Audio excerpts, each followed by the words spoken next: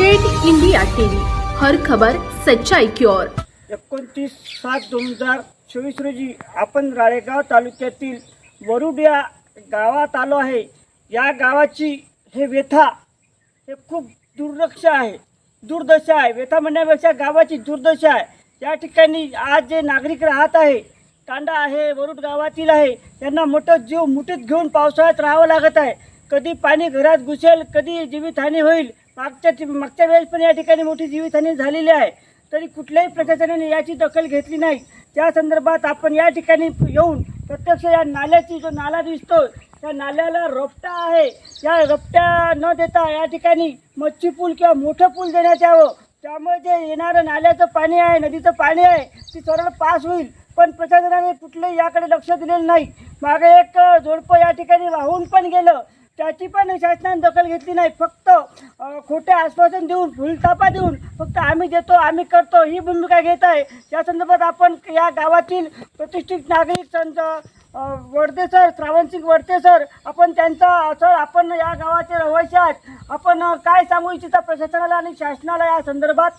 आमच्या या वरुड गावामध्ये तलाव झाल्यापासून आमच्या या गावाची फार दयनीय अवस्था आहे। याचं कारण असं आहे की वरुड गावाच्या वरून तलावाची भिंत आडवी आली आणि त्या भिंतीवर ती भिंत नाल्यावर बांधलेली आहे आणि नाल्यावर बांधल्यामुळे तिथून ते उतरणारं जे वेस्टवेअरचं पाणी आहे ते पाणी सरळ गावाकडे उतरतं आणि नाला अरुंद असल्यामुळे ते पाणी पूर्ण नाल्यात त्याची म्हणजे हे न झाल्यामुळे म्हणजे त्याच्या जागा त्याच्यामुळे ते नाल्यातून बाहेर पाणी फेकतं आणि पूर्ण तांड्यामध्ये आणि पूर्ण गावात घुसतं।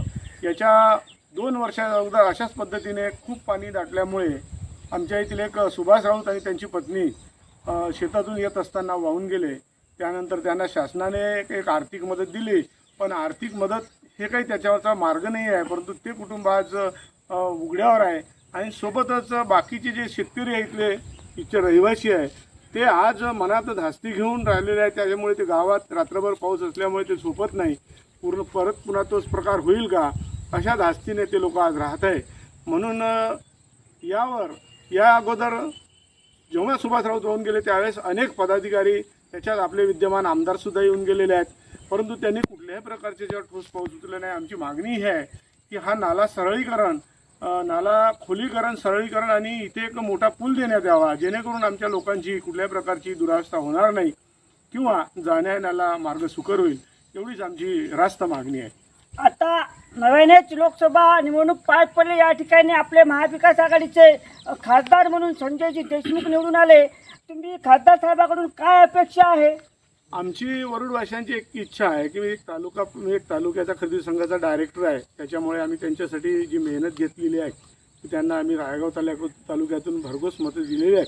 आमची एक प्रामाणिक इच्छा आहे की सन्मान्य खासदार साहेबांनी एकदा वेळात वेळ काढून आमच्या वरुड गावाला भेट देऊन हा प्रश्न तळास लावावा, एवढी आमची रास्त मागणी आहे।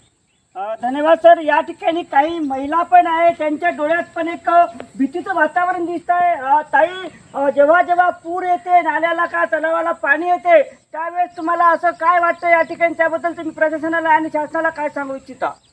शासनाला हेच सांगतो की आम्ही नाला सप्पा झाला, रुंदीकरण झालं तर आम्हाला त्रास होणार नाही।